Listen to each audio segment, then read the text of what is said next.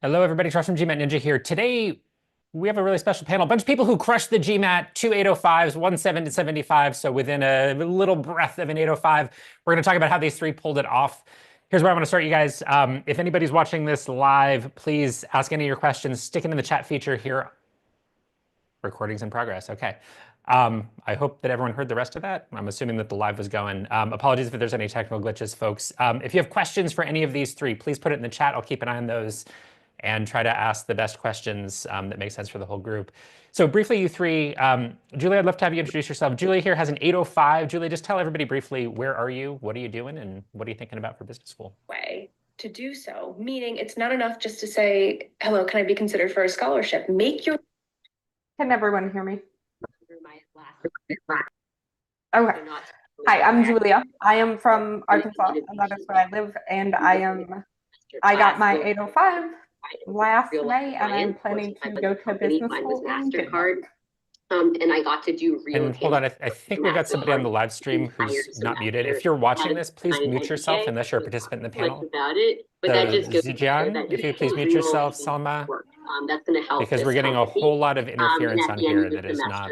Well, we got to go to the MasterCard office on 5th Ave and 19th and actually present our recommendations to the vice president. Yeah, Abhijit, if you're there, I'm unfortunately not the host technically, so I can't mute everybody. Okay, I think we've got it. Thank you so much. Now I'm muted. Sorry for the technical glitches. I actually do not have host privileges on here, so I can't mute people, but I think everyone's muted now. Julia, I think there was a bunch of sound. I don't think anybody heard anything you said. So awesome, I thought so. I can go again. Hi, everyone. I am Julia. I'm from Arkansas. I got my 805 last year, and I am planning to go to business school in Copenhagen. Awesome. Thank you so much, Julia. Shurtav, please tell us briefly about yourself. Yeah, so hi everyone, I'm Shrutav. So I am based out of India right now, and I'll be planning to apply to business school next year. And Harsh? Hey, hi everyone. I'm Harsh. I'm based out of India. I gave my GMAT in April and got a 775. I'm applying this fall. Yeah. Awesome. So thank you all three of you for doing this. And again, if you are watching this live, please toss your questions in the chat. So here's where I'd like to start. So to be totally honest, everybody, these three are obviously very, very brilliant people. If they can get 805, 775, which is just a couple of questions away on the exam, incredibly hard to do. There aren't even all that many test prep people running around with 805s and 775s these days. Really, really elite scores. So obviously people with tons of talent oozing out their eyeballs, but still everybody has their challenges. So what I want to focus most of the session on today is what were the challenges you faced? Like what were the things that were a struggle for you? And even if those aren't necessarily the same struggles other people had, really interested in how you overcame those. And in particular, what did you do to maximize your performance on test day? Because to be that precise and that perfect on test day, you've got to be really dialed in the right ways, take care of your body, take care of your brain ahead of time. So here's where I'd like to start is tell me about your first practice test. So how did your prep journey start? And what did it look like? And Harsh, I'm going to pick on you first. And so tell us what you were doing. So you were self-studying in the beginning, if I'm not mistaken.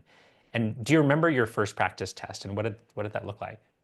Indeed, I do. I think I remember my first score quite accurately because I think after seeing the score, I felt that I should just stick to coding and not even try attempting again. So I think I scored a 615, and the breakdown looked like I had a 80 percentile in quant, 30 percentile in verbal, and a 90 percentile in DI kind of thing. So it was kind of a long journey from that point in time. 30th percentile in verbal. Yeah. Amazing. Okay. So tell us in brief, and we'll circle back to some of this later, especially if folks watching have particular questions about it. Great debrief on the forum, Harsh. For those who haven't read it, give us the quick snapshot of how did you go from that 615, still a strong score, by the way. That's a good starting point. Really good quant score. Pretty shaky on verbal. What happened from there? How long did it take you? What did you do? How much suffering went on?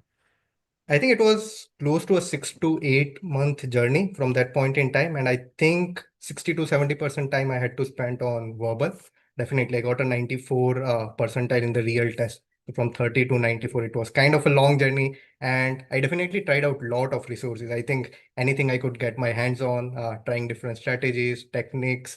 And I think, long story short, I think I had to reanalyze myself, refine my techniques, and even rewire a lot of things. Maybe halfway through the journey, I was relearning things, trying to get back to the drawing board, starting from zero, trying to understand, analyze where I'm going wrong, optimizing my approaches, and at the same point in time, pacing myself well enough through those questions. I think combination of them definitely helped me get to a good total at the end.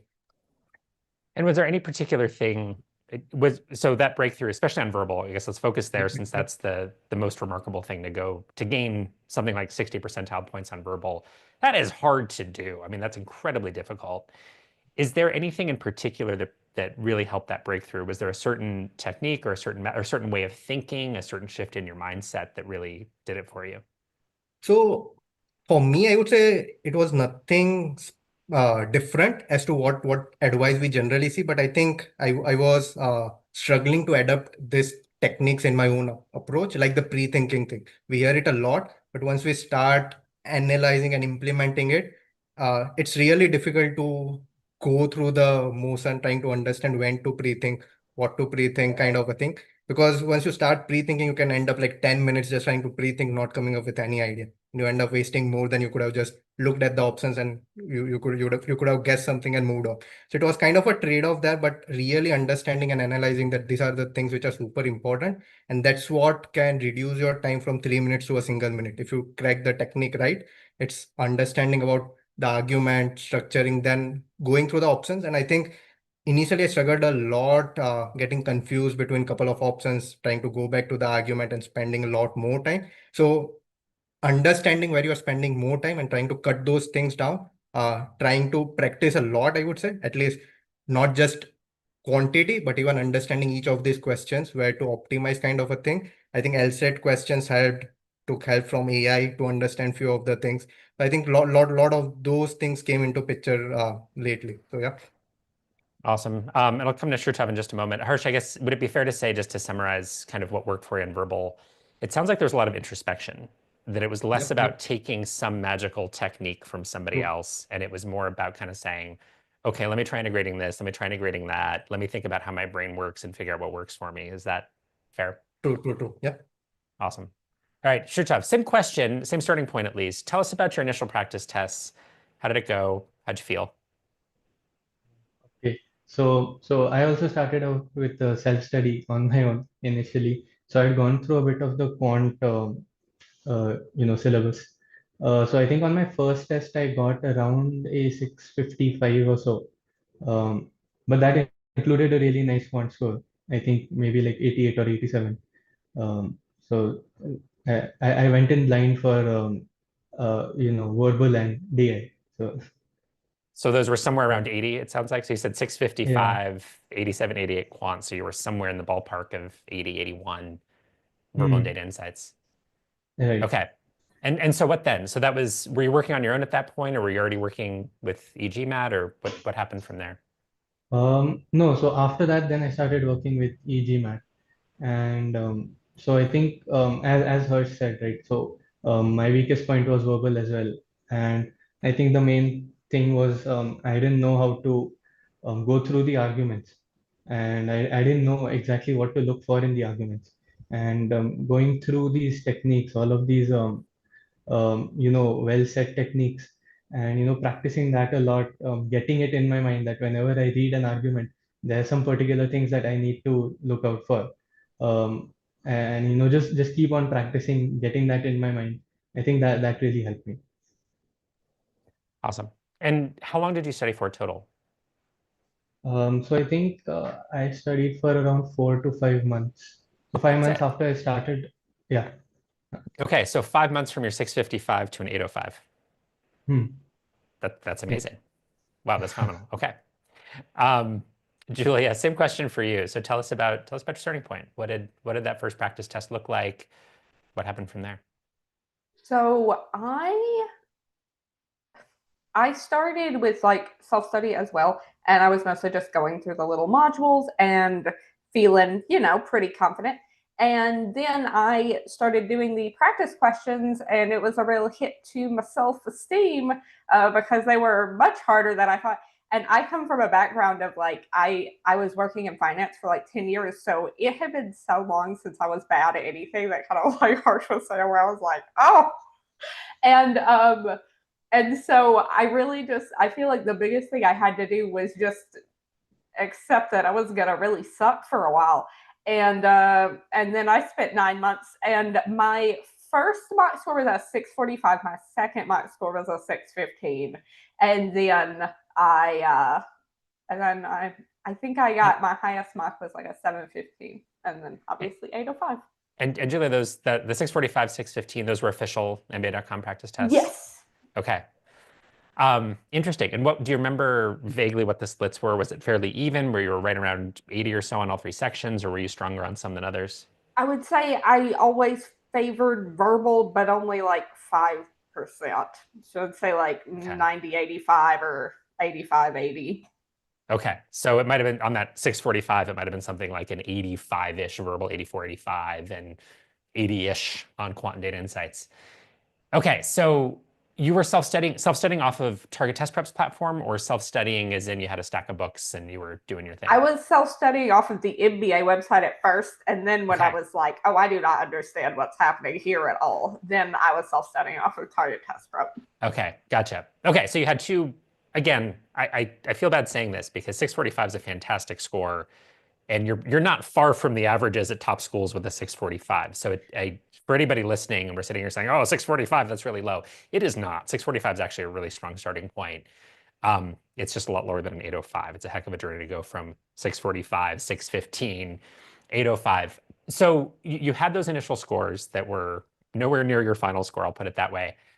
How long did you spend studying from there? 9 months. 9 months. Awesome. Okay. So if I have all of this correct, we've got Harsh at about 6 to 8 months, correct? Shurtav, I think you said 4 or 5 months roughly from first practice test to the 805, and Julia about 9 months. Follow-up question to that, we'll go rapid fire. Julia, that 9 months of studying, about how much time were you spending per week or per day? What was your study routine like? I would do about 15 hours a week. So a couple hours during the weekdays and then a little bit more on the weekends. Awesome. Shurtav, same question about how much time you're spending a week. And I realize it might vary from week to week, but roughly. Yeah, so around 2 to 3 hours on weekdays and maybe a bit more, 4 to 5 hours on weekends. And Harsh? Mine was on the higher end relatively because I needed quite a lot of improvement. It was around like 35 to 40 hours per week. It's kind of like 4 to 5 hours per day kind of an average. Wow. Wow. Okay. It's interesting because usually, and I'm sure some people watching and maybe some of you participating have heard me say this. I mean, kind of what I typically recommend for most people is exactly what Julie and Shurtav were doing, where it's like 2 to 3 hours per day, because you get to that 4th or 5th hour and your brain is mashed potatoes and you might start making careless errors. It's not just that you won't be learning things, it's that your process starts breaking down and you might become worse at things. That's always a risk. And one of the things I've been saying for years is, yeah, once in a while I meet an outlier who can be successful in hour number 5 on a work day. 4 or 5 hours on the weekends, 3, 4, or 5 hours on the weekends, fine. So Harsh, I guess my question for you is, was that, I mean, it obviously worked for you in terms of the final result, but did you feel like there was diminishing returns setting in? Were you kind of in a situation at work where it was you were working fewer hours? How did you manage that many hours? Because that's a ton. So I think I cut down on rest of my hobbies at that point in time. It was kind of again splitting, not kind of a whole block of 4 to 5 hours, but kind of a morning 2 to 3 hour, evening 2 to 3 hours kind of a thing. But in total, I used to kind of spend 4 to 5 hours. And I think even I talked about this point earlier too. Like I think I started liking the process, and that's where like I think I started loving the questions which I was solving. So in a way, I wasn't just bored doing it. I got challenged, and that put me in the game, in the loop for a longer time. Yeah, I really appreciate that. Shurtav, I'm going to ask you and Julia the same question. Shurtav, I'll start with you. How did you have that feeling of enjoying it? Like, was it you were punching the clock, you wanted to be done with your study sessions every day, and it was the worst thing ever, and you'd rather lick frozen doorknobs? Or did it become fun at least some of the time? So I think initially it was not fun at all. I was really struggling to put in any hours at all. But you know, I had my hobbies. You know, I kept doing those. So you know, I like going out on a tennis court, bashing the ball, taking out my frustrations there. So that was a good thing that you know, helped take my mind off the studying. But maybe towards the end, you know, I started liking giving the exams, giving mocks, going through the process. So it grew on me. Awesome. And Julia, same question. Was there joy in it at some point? Did that take some time to develop? Was there no joy? So I actually did really enjoy it. I always have tested well and done well at school. And so it was kind of nice to get such immediate like feedback on things. So I started really enjoying just like, oh, if I sit and do this for an hour, I can get some feedback and feel like I have made progress, or I can get more information to tweak my approach. So the auditing part of it and the feedback part of it did make it quite enjoyable for me. Awesome. Fair enough. I appreciate that. And again, if you're one of the participants, if you're not on the panel, please mute yourself, Abani, and if Abhijit you're watching, or somebody who has hosting privileges, you can please mute people or give me co-hosting privileges. I'd appreciate it. Thank you. All right. I'm getting some interesting questions from the group. And again, if you're watching live, please punch your questions into the Q&A, not into the chat. I'm getting questions about accommodations and ADHD. So I'm going to ask all three of you an awkward question, partly because it actually tees up another session we're going to have tomorrow at MBA Spotlight. But were any of you dealing with anything like that? Any accommodations, ADHD? Is that Julia? Awesome. Okay. If you're willing to share, please talk about that a little bit, because one of the things that I've found is that there are a huge population of people who are eligible for some sort of accommodation. ADHD might be the most common condition. A lot of misinformation, lack of information out there, I think, on the interwebs about how this works. So talk about that, please. For sure. So I was diagnosed with ADHD like mid-COVID. So I had never gotten accommodations before, but like many people during COVID, I was like, oh boy, I don't know if this is cool. And my therapist agreed. And so I got diagnosed. And then when I started doing this, my diagnosis really helped me like focus enough to look into grad school after 10 years. But when I started doing this, I had never applied for accommodations before. And so I did have to do some research, and I totally know what you're saying. But honestly, it was like, once I got over the hurdle of, oh, how do I do this?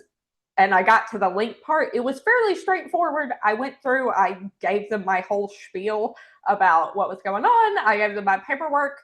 They got back to me super fast. I do get asked that a lot because I'm pretty out about the ADHD thing. But I feel like a lot of times people are just nervous to even start. And I'm like, you should ask if you feel like you need it. Like, they can make people tell you no, I guess. Don't tell yourself no. Yes, I love that. Thank you, Julia. Because I didn't know. There were a couple of questions about it from the live viewers.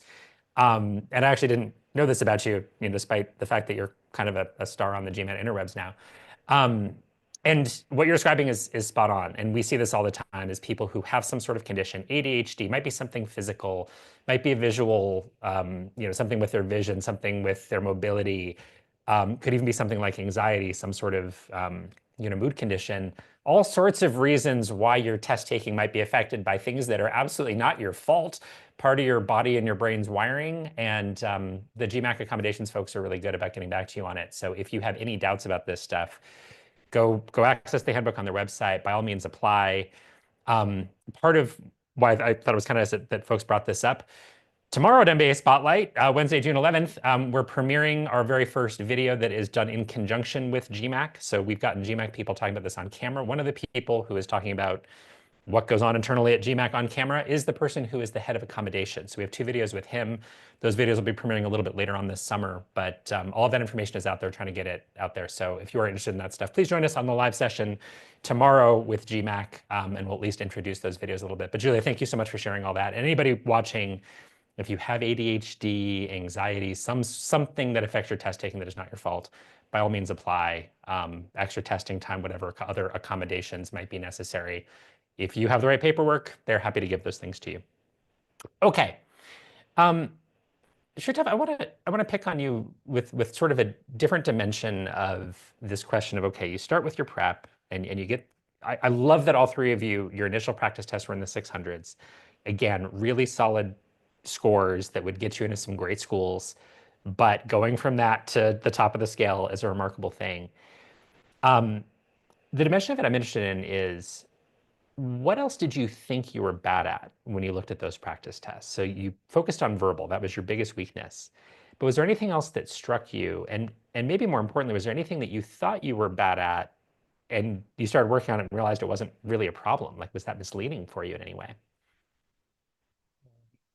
So I think initially the thing that stood out most for me was time management. Right, I would get stuck up on a few questions. I would lose track of time, and then I would find out I don't have any time left. I would have to guess the last few questions, and that's something that I consistently worked on throughout this 4 to 5 month journey. Every time I sat down to solve questions, I made sure to time myself. I had put like strict time limits on these questions. So if I exceeded, say, 2 minutes, 30 seconds in a quant question, I would just skip it, regardless of where I was, which stage I was at solving. Maybe come back to it later. Yeah. So it sounds like, and we've had a few questions from viewers about this too, about timing and speed. It sounds like you kind of did two things. One was you put yourself under that time pressure, and it sounds like that accomplished two things for you. Tell me if this is wrong. One is that it helped you learn to let go when you were stuck, and at the same time, just help you to increase your efficiency, your focus. What was it that really changed the timing for you? So I think, going through these so many times, like I gave a lot of mocks, a lot of sectional mocks. I tried to focus, I tried to cut down on my time. And I think towards the end, my efficiency increased by a lot. So, I wasn't getting distracted a lot of times. If I wasn't able to solve a question initially, I was panicking. I was thinking, oh, should I skip this? Should I give more time? But towards the end, I fell into that sort of rhythm that I knew what to do even if I didn't, get to solve a question initially. Perfect. Okay, so Yeah. it sounds like one of the biggest weaknesses you saw was very legitimate. It was, hey, I've got a timing issue. You addressed it head on with Mm. the time pressure and some real work on trying to choose your battles wisely and stay focused. And it sounds like that did a lot for you. Yeah. Awesome. Harsh, same question. Was there anything in that initial that 615 that you got? I know verbal was obviously something that jumped out at you. Was there anything else that jumped out at you as, I think I'm bad at this? Was it misleading? What did you do about it? I think the biggest surprise which came for me was the DI practice. I think I skipped it till my initial 4 months practice. I didn't focus on it because I was getting a decent score. I neither had proper structure or pacing on it, but because I was kind of, I would say, relatively decent with it, so I was getting a decent enough score. But I think that was kind of the biggest drawback, which I realized when I started analyzing at later point in time, that to get a good score, I might need to get pretty good with DI, where I need to structure my thoughts and even pace through quite well.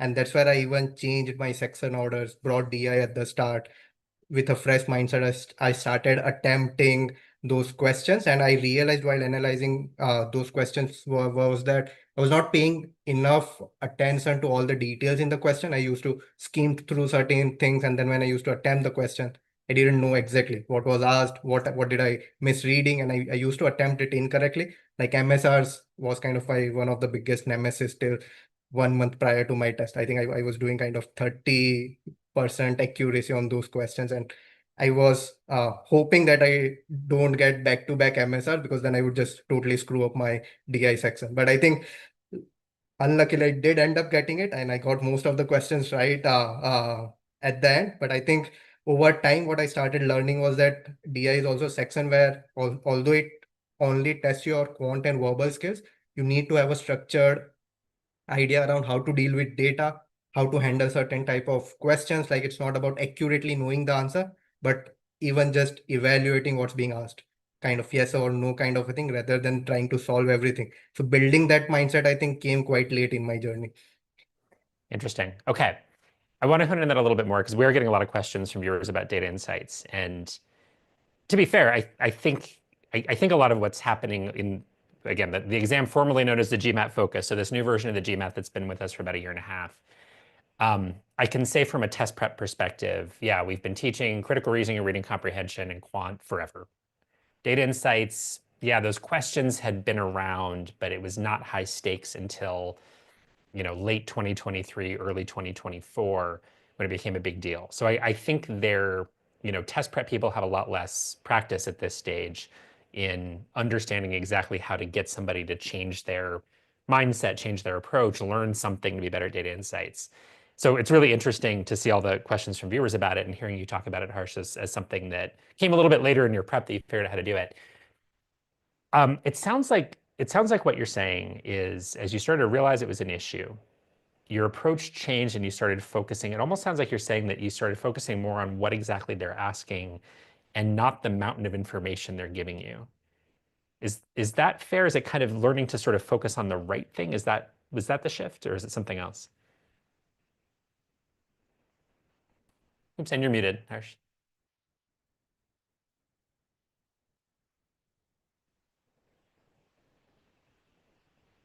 Still can't hear you. I don't know if there's an issue with the mute button there. Sticky mute button. Maybe you got muted. That's weird. Okay. There you are. Okay. You're good. Okay, perfect. Okay, can you come back with the question? I think I just missed it. Yeah, sorry. Yeah, sorry about the technical issues, everybody. Yeah. So the question was just around kind of what exactly that shift was on data insights. 'Cause I think a lot of people are struggling with it, is because it's not like, quant, you get the feeling that, oh, if I learn more, I can learn more stuff on quant. And there's more to quant than that, but you get that feeling. Verbal, it's two question types and they're repetitive, and you can kind of learn a way of approaching it. It's not easy to do, but you can learn a way of approaching it. Data insights all over the place, right?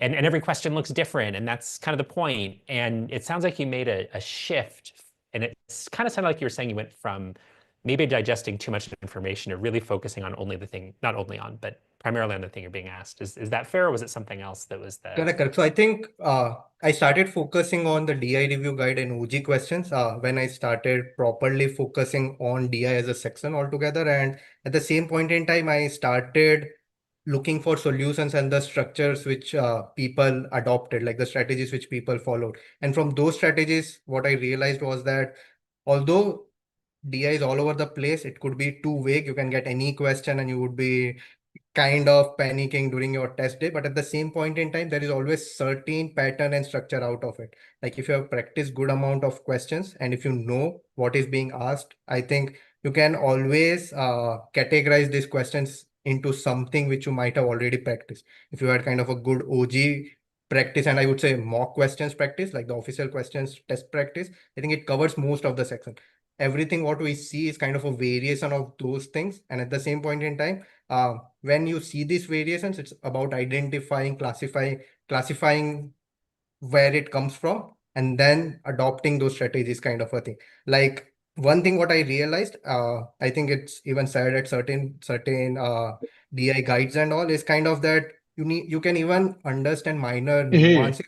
हाय दविशेष हाय हाँ चलती ठीक Sorry.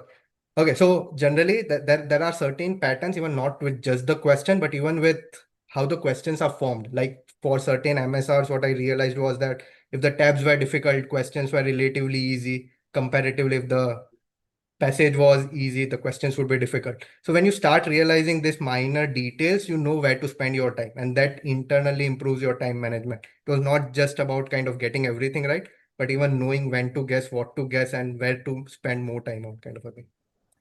And Harsh, I think what you're saying, it's reminding me of what you said initially about kind of the introspection involved in improving on verbal, where it's less about saying, hey, here's some categorization that maybe some test prep company did, and more about saying, okay, as I do these questions, I'm learning where I struggle. I'm seeing patterns in the questions that go beyond maybe superficial characteristics of questions.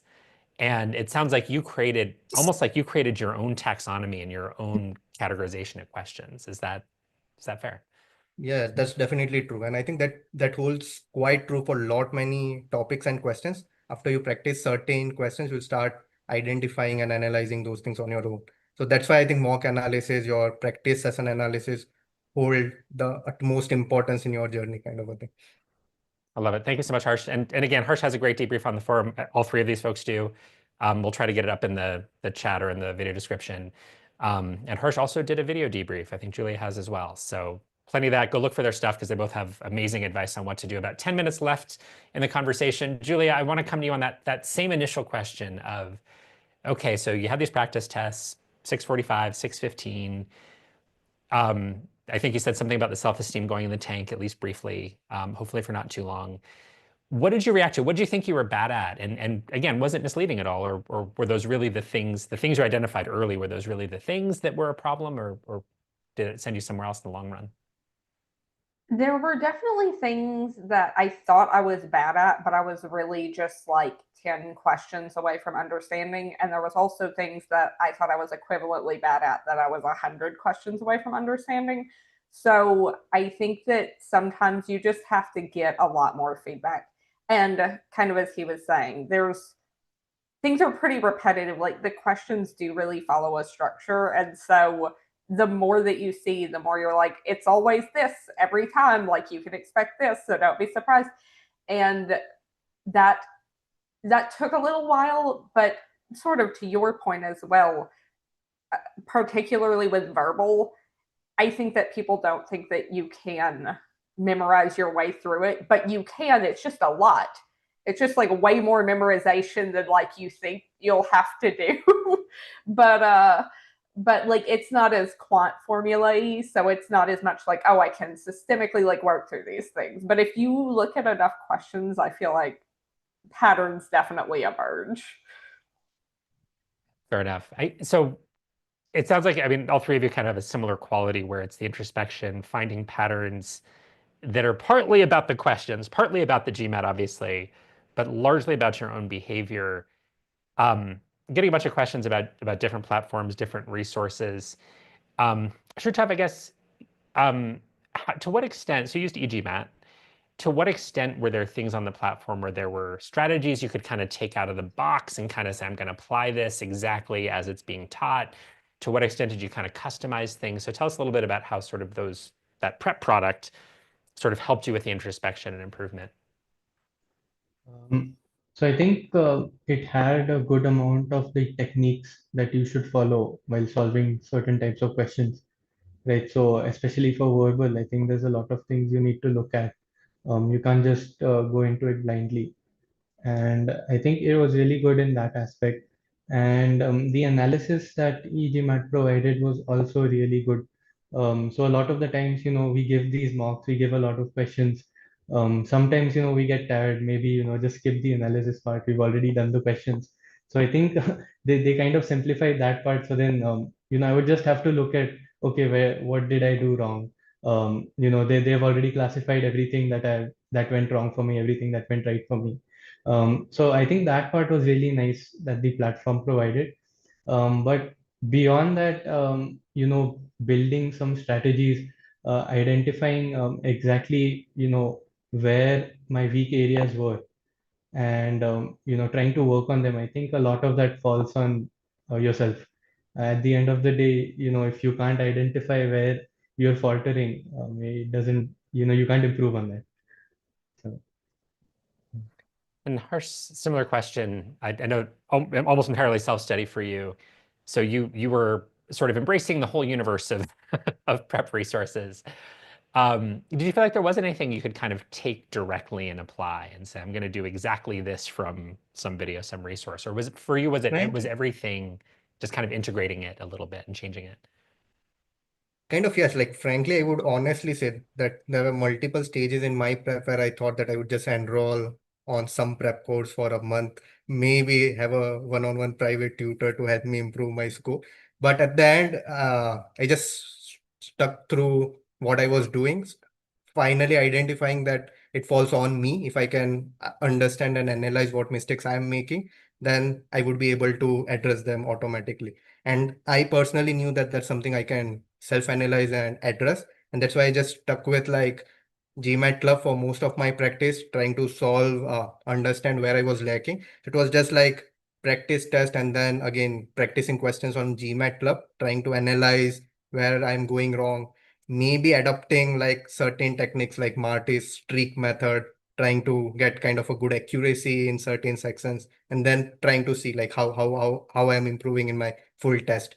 If I am like struggling with pacing anywhere, then again maybe rewiring the whole technique at why I'm going wrong with pacing. Like let's just forget everything I know, start from zero. So I think again not the best strategy, but that's why it took me too long to figure out the right one until it worked, because I had to like rewire myself a lot during the journey. But at the end, I think self-analyzing kind of pretty much worked out quite well. So I think if people are up for it, that's something definitely will help in that. And I think yeah, even for a prep course, if you take, that's something which you inherently need to have at that. Okay, I've got about 5 minutes left. So again, I'm doing my best to get to as many questions, at least in broad strokes, as I can. Keep firing them in there, and I'll do my best with them. Last thing I really want to focus on here is kind of what you did leading up to the test day. And obviously, if you can get an 805, a 775, where it's a difference of maybe 2 questions somewhere in the exam, you have to have been dialed in a really special way on the exam day. Like you have to be focused, you have to feel great, your brain has to be running on all cylinders. So Julie, I'll start with you on this. What did you do leading up to the exam and the day before, the weeks before, to take care of your body, take care of your mind, so that you could be the very best version of Julia on test day? I think the best thing I did was I had mostly completed my course and I was taking the mocks usually on Saturday because it's hard to fit them in after work. And so I was kind of doing that, reviewing. But what I did that was really helpful was I super pulled back like the last couple of weeks, because I had been spending, a good 15 hours a week on this. And I had also been foregoing a lot of my hobbies. And I just cut it way back to like 30 minutes of review or something a day. And then I relaxed way more. Like I was sleeping way more. I was like getting plenty of exercise and like, taking time to cook, which I enjoy. If you hate it, maybe not as good of advice for you. But particularly the last couple of days before the exam, I was not doing any prep.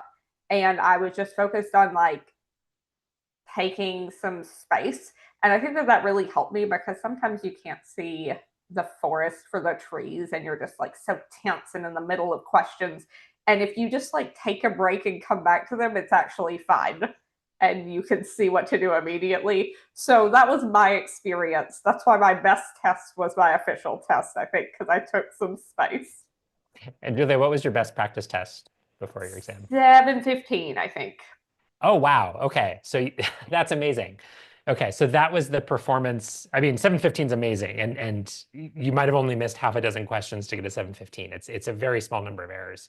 So part of this is a little bit of an illusion of the score scale, that those 90 points aren't necessarily very many questions. That's still remarkable that you were in such a focused, relaxed, energized state maybe on test day to pull it all together. I love it. Okay, Shrutop, same question. So tell us about kind of how you got yourself into peak test taking shape for exam day. Yeah, so this was my second attempt, right? So during my first attempt, I got a 695, and I think there's not a lot of difference between the two attempts. It's not like so there was a 1 month gap between the two attempts.